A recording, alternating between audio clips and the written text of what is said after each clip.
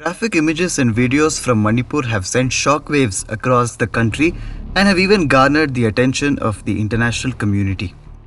The violence in Manipur, which intensified in May, is a result of several complex issues that have been affecting peace and order in the state. At the center of the conflict is the disagreement between two sides of Manipur's population, the Meitei and the Kuki groups. It started after Manipur High Court's recommendation to grant scheduled tribe status to the Meitei community, a move which has drawn a violent reaction from the Kuki tribes. But this issue is just the tip of the iceberg. Let us look at some facts about Manipur to gain perspective on why the beautiful hill state is now in flames.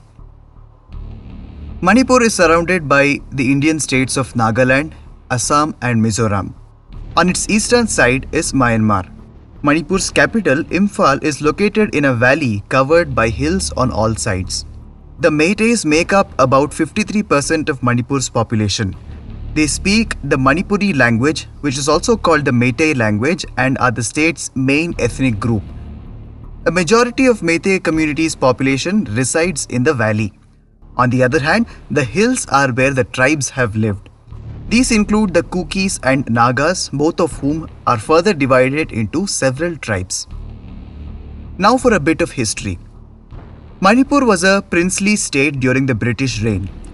It continued to be a part of the Indian Empire under the British even after the separation of Burma. Like in the case of many other princely states, the instrument of accession signed by the Maharaja of Manipur in 1947 made it a part of the Indian Union. However, it remained a princely state until its merger with India in 1949. But this move did not have the consensus of Manipur's elected representatives. Some even allege that the king was forced to sign the merger agreement. Manipur eventually became a union territory in 1956, and it was only in 1972 that it obtained the status of a full-fledged state. After the merger of Manipur, several insurgent groups which used violent methods were formed. Some of these were left-wing militant groups which targeted Indian armed forces. Subsequently, AFSPA, or the Armed Forces Special Powers Act, came into force in 1958. There have been many protests against AFSPA in the Northeast ever since its enforcement. But in the recent years, the number of disturbed areas where AFSPA is applicable has been reduced significantly. The tag of disturbed area was removed from areas under 4 police stations this April. Coming back to the issue at hand. The Kukis are scheduled tribes who are among the hill people of Manipur. The land owned by Kukis enjoys protection under the Manipur Land Revenue and Land Reforms Act 1960. Due to this, Meiteis cannot purchase land belonging to Kukis without the approval of the Hill Area Committee that consists of ST members.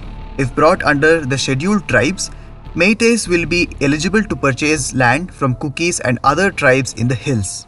This seems to have threatened the Kuki tribes, leading to widespread unrest.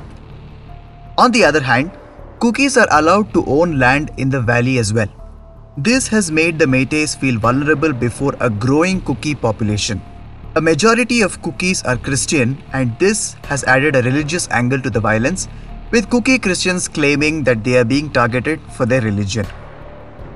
Manipur's drug problem has added fuel to the fire. The state has seen rampant use of narcotics, cultivation of poppy on the hills, and smuggling of drugs to Myanmar. These have worsened the existing division between the various ethnicities. The state government destroyed over 15,000 acres of poppy fields in the last 5 years, most of which were in Kuki-dominated areas. The Kukis claim that they are being targeted as a community by the Meiteis, who have greater political representation. The Meiteis in turn blame the tribes for using money from narcotics to fund insurgency. According to Meiteis, the Kukis are upset with the state government's war against drugs and are using the issue of ST status as an excuse to attack them. Weapons have been smuggled from across the border by insurgent groups in Manipur. Arms were acquired in a similar manner from Myanmar-China border during the last couple of months. Apart from this, weapons were looted from police stations and the state armory. Violent mobs reportedly stormed into armories and looted weapons. The state police force has no clear data on exactly how many weapons were stolen. This happened at least twice, resulting in thousands of weapons going into unauthorized hands. Fake news, misinformation, and misleading social media posts have led to horrific acts of revenge in Manipur.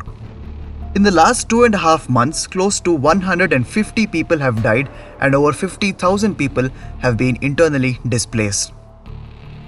The Manipur unrest has made it clear that leaders shouldn't wait for an international outrage after a viral video to acknowledge such crucial issues of internal security. However, it is not something that can be solved overnight by a single man at the center. The most effective solution to this crisis must come from within Manipur. Share this video and don't forget to subscribe. Thank you.